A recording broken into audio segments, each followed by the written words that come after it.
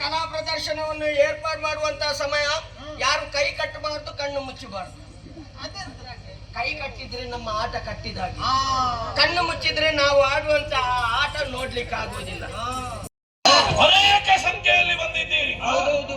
ರಾಜನ ಭೇಟಿಯಾಗಬೇಕು ಎನ್ನುವ ಹಾಗೆ ಕೇಳಿದ್ರಂತೆ. ಯಾರು ನೀವು? ಎಲ್ಲಿಂದ ಬಂದವರು ತಿಳಿಸುವಿರೋ? ನಾವೆಲ್ಲ ಆಟದವರು ಸ್ವಾಮಿ. ಆಟದವರು? ಹೌದೌದು. ಅಂದರೆ ಆಟದಲ್ಲಿ ಕೆಲವು ವಿಧ ಉಂಟು. ನಮ್ಮ ಈ ಕೂಟಕ್ಕೆ ಒಂದು ಹೆಸರುಂಟು. ಯಾವುದು? ಅಮಲೇಶ್ವರಿ ಕೃಪಾಪೋಷಿತ ಡೊಂಬರಾಟದ ಮೇಳ ಚರಂಡಿಕಟ್ಟೆ. ಎಂತದು ಅದು? ಚರಂಡಿಕಟ್ಟೆ? ಹೌದು. ಅಮಲೇಶ್ವರಿ? ಹೌದು. ಏನದು? ಅದು ನಮ್ಮ ಸಂಸ್ಥೆಯ ಹೆಸರು. ಓ, ನಿಮ್ಮ ಸಂಸ್ಥೆಯ ಹೆಸರು? ಹೌದೌದು. ಸರಿ. ಹಾಗೆಂದು ನಾವು ಪ್ರತಿಯೊಬ್ಬರು ಕಲಾವಿದರು ಒಬ್ಬೊಬ್ಬರಲ್ಲಿ ಒಂದೊಂದು ರೀತಿಯ ಕಲೆ ಉಂಟು.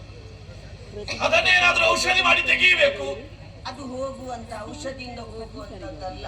ಆ ಕಲೆ ಅಲ್ವಾ? ಮತ್ತೆ ಪ್ರಕಟಗೊಳಿಸುವ. ಓ, ಇದು ಪ್ರಕಟಗೊಳಿಸುವ ಕಲೆ. ಹೌದೌದು. ಕಲಾವಿದರು ನೀವು? ಹೌದು. ಕಲಾವಿದರೆಂದ್ರೆ ನನಗೆ ಬಹಳ ಆಪ್ಯಾಯಮಾನ. ಹೌದೌದು. ಅದಕ್ಕಾಗಿ ಬರುವಾಗ ನಿಮ್ಮ ವಿಷಯವನ್ನು ನಾವು ಕೇಳಿದೆವು. ಅಲ್ಲಿಯೂ ನನ್ನ ಪ್ರಚಾರ ಉಂಟಾ? ಎಲ್ಲರ ಬಾಯಲ್ಲೂ ನೀವೇ. ಏನು? ಅಲ್ಲ, ನಿಮ್ಮ ನನ್ನದೇ ವಿಷಯ ಎಲ್ಲರ ಬಾಯಿಯಲ್ಲಿ ಹರಿದಾಡ್ತಾ ಉಂಟು. ಹೌದೌದು. ಸರಿ. ಮಹಾರಾಜರ ಹತ್ತಿರ ಹೋದ್ರೆ ಅವರು ಯಾರನ್ನು ಬರಿಗೈಯಲ್ಲಿ ಕಳುಹಿಸುವುದಿಲ್ಲ, ಅವರದ್ದು ಕೊಟ್ಟ ಕೈ. ಒಂದು ಅಕ್ಷರ ವ್ಯತ್ಯಾಸ ಆದ್ರೂ ಜಾಗ್ರತೆ. ಕೊಡುಗೈದಾನಿ. ಅದೇ ಕುಡುಂಗೈದಾನಿ. ಯಾರು? ನಿನ್ನ ಅಪ್ಪನ? ಕೊಡುಗೈದಾನಿ. ಹೌದೌದು. ಕೊಟ್ಟ ಕೈ. ಆ ದೆಸೆಯಿಂದಲಾಗಿ ಮಹಾರಾಜರ ಬಳಿಗೆ ಹೋದ್ರೆ ನಮ್ಮ ಕಲಾ ಪ್ರದರ್ಶನಕ್ಕೆ ಒಂದು ಅವಕಾಶ ಮಾಡಿಕೊಟ್ರೆ ಮಹಾರಾಜ ನಮ್ಗೆ ಬದುಕುವುದಕ್ಕೆ ಏನಾದ್ರೂ ಒಂದು ದಾರಿ ಆದೀತು ಎನ್ನುವಂತ ಭರವಸೆಯನ್ನು ಇರಿಸಿಕೊಂಡು ಇಲ್ಲಿವರೆಗೂ ಬಂದವರು. ಕಲೆಗೆ ರಾಜಾಶ್ರಯ ಬೇಕು. ಹೌದೌದು. ಅಲ್ಲ ಅಂತಾದ್ರೆ ಪ್ರಕಟಗೊಳ್ಳುವುದಿಲ್ಲ. ಒಬ್ಬನಲ್ಲೊಂದು ಕಲೆ ಇರ್ತದೆ. ಹೌದು. ಅದು ಪ್ರದರ್ಶನ ಆಗಬೇಕು ಅಂತಾದ್ರೆ ಏನಾದ್ರೂ ವಿತ್ತ ಸಿಗಬೇಕು. ಹೌದು. ಅಥವಾ ರಾಜನ ಆಶ್ರಯ ಬೇಕು. ಹೌದು. ಸರಿ. ಆ ಮುಖೇನವಾಗಿ ಇಲ್ಲಿಗೆ ಬಂದಿದ್ದೀರಿ. ಹೌದು. ಯೋಚನೆ ಮಾಡಬೇಡಿ. ಅವಕಾಶ ಒಂದು ಪ್ರದರ್ಶನಕ್ಕಲ್ವಾ? ಹೌದು. ಅವಕಾಶ ಧಾರಾಳವಾಗಿ ಉಂಟು. ಆಯ್ತು. ಯಾರ್ಯಾರಲ್ಲಿ ಏನೇನು ಕಲೆ ಉಂಟು ಪ್ರದರ್ಶನ ಮಾಡಿ. ಈಗ ಮಹಾರಾಜರೇ, ಮೊದಲ ಆಟವಾಗಿ ನಾನು ಹಗ್ಗ ತೆಕ್ಕೊಳ್ತೇನೆ. ಇಲ್ಲಿಯ ನಿನಗೆ ಅವಕಾಶ ಸಿಕ್ಕಿದ್ದು ಹಗ್ಗ ತೆಕ್ಕೊಳ್ಳಿಕ್ಕೆ? ನನ್ನ ಶಿಷ್ಯನಾಗಿದ್ದು ಹಗ್ಗ ತೆಕ್ಕೊಳ್ಳಿ.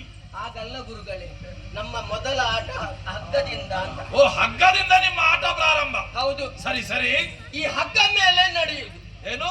ಹಗ್ಗ ಮೇಲೆ ನಡೆಯುವುದು. ಬಹಳ ಜಾಗೃತಿ ಆಗ್ಬೇಕು. ಇಷ್ಟು ಸಣ್ಣ ಸಪುರದ ಹಗ್ಗದಲ್ಲಿ ನೀವು ನಡೆಯುವುದು ಅಂತ ಹೇಳಿದ್ರೆ ಹೇಗೆ? ಅಯ್ಯೋ, ದೇಹದ ಭಾರವನ್ನು ತಡೆದುಕೊಳ್ಳಬೇಕಾದ್ರು. ಇದನ್ನು ಚೆನ್ನಾಗಿ ಅರಿತವರಿದ್ದಾರೆ ನಮ್ಮಲ್ಲಿ. ಅಭ್ಯಾಸ ಮಾಡಿದ್ದೀರಿ? ಹೌದೌದು. ಅದು ಕೆಳಗಿಲ್ಲ, ಅದು ಕೆಳಗೆ. ಇನ್ನೊಬ್ಬ ಇಲ್ಲಿ ಬನ್ನಿ. ಬೇಡ, ನಾನು ಹೇಳ್ತೀನಿ. ನೀನು ನಡೆಯಲಿಕ್ಕೆ. ಇವ ನಮ್ಮ ಕೂಟದಲ್ಲಿ ನನ್ನ ಮಗ. ಕೂಟದಲ್ಲಿ ಮಗ? ತಂದೆ ಬೇರೆ ಇದ್ದಾರೆ? ಹಾಗಲ್ಲ, ಮತ್ತೆ ಮಗ ಬೇರೆ ಇದ್ದಾನೆ ಕೂಟದಲ್ಲಿ. ಈಗ ದೇವಲೋಕದಲ್ಲಿ ದೇವೇಂದ್ರ ಹೇಗೋ ಹಾಗೆ ನಮ್ಮ ಕೂಟದಲ್ಲಿ ನಾನು. ಹಾಗೆ. ಸರಿ ಸರಿ. ಅಲ್ಲಿ ಜಯಂತ ಹೇಗೋ, ಇಲ್ಲಿ ಇವ ಉಪೇಂದ್ರ. ಉಪೇಂದ್ರ. ಇನ್ನು ಉಪೇಂದ್ರ ಹೀಗ ಅಂತ ಕೇಳಬೇಡಿ, ಈ ಉಪೇಂದ್ರ ಅದೇ ನನಗೆ ಯೋಚನೆ ಬಂದದ್ದು. ಆದ್ರೂ ಸಣ್ಣ ಹುಡುಗ. ಹೌದು. ಜಾಗ್ರತೆ ಆಗ್ಬೇಕು. ಅದು ಚೆನ್ನಾಗಿ ಗೊತ್ತುಂಟಾಡಿ. ಹೆಚ್ಚು ಎತ್ತರ ಕೊಂಡೋಗ್ಬೇಡಿ. ಪ್ರದರ್ಶನ ಆದ್ರೆ ಸಾಕೆ. ಇದಕ್ಕಿಂತಲೂ ಎತ್ತರದಲ್ಲಿ ನಡೀತಾನೆ. ನಡೀತಾನ? ಮತ್ತೆ ಹಗ್ಗ ಎಷ್ಟೇ ಎತ್ತರದಲ್ಲಿ ಇದ್ರು ಅವ ನಡೀತಾನೆ. ಸರಿ ಸರಿ. ಈಗ ನೋಡಿ, ಎಲ್ಲರೂ ನೋಡಿ, ಮೋಸ ಇಲ್ಲ, ವಂಚನೆ ಇಲ್ಲ, ಕಪಟ ಇಲ್ಲ. ಕಪಟ ಇಲ್ಲ.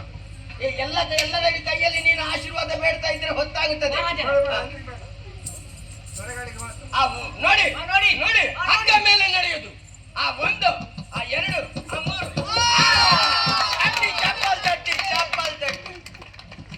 ನಾನು ಏನೋ ನಡೆಯುತ್ತದೆ ಎನ್ನೋ ಹಾಗೆ ನಿರೀಕ್ಷೆ. ಎಂತದು? ಹಗ್ಗ ಮೇಲೆ ನಡೆಯುವುದು. ಅದು ಹೌದು, ಒಂದರ್ಥದಲ್ಲಿ ಹೌದು. ಹಗ್ಗ ಮೇಲೆ ನಡೆಯುವುದು ಕೆಳಗೆ. ಬೇಡ, ನೀವು ಕೆಳಗೆ ನಡೆಯುತ್ತೇನೆ ಅಂತ ಹೇಳಲಿಲ್ಲ. ಬೇಡ, ಮತ್ತೆ ನೀವು ಹೇಳಿದ ರೀತಿ ಹಗ್ಗದ ಮೇಲೆ ನಡೆಯುವುದು. ನನಗೆ ಅದನ್ನು ಕಾಣಬೇಕು. ಎತ್ತರ ಸಾಕ ಸಾಕ. ಆ ಒಂದು, ಆ ಎರಡು, ಆ ಮೂರು, ಹಗ್ಗದ ಮೇಲೆ. ಇದಾದ್ರೆ ಸರಿ. ಹಗ್ಗ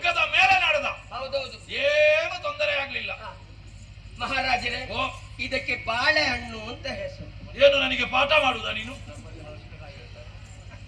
ಹಾಗಲ್ಲ ರಾಯ. ಮತ್ತೆ ಈ ಬಾಳೆಹಣ್ಣನ್ನು ನಾನು ತಿನ್ನುವ ಒಂದು ಕಲೆ. ಅಲ್ಲ, ಅದನ್ನು ತಿನ್ನಬಹುದು.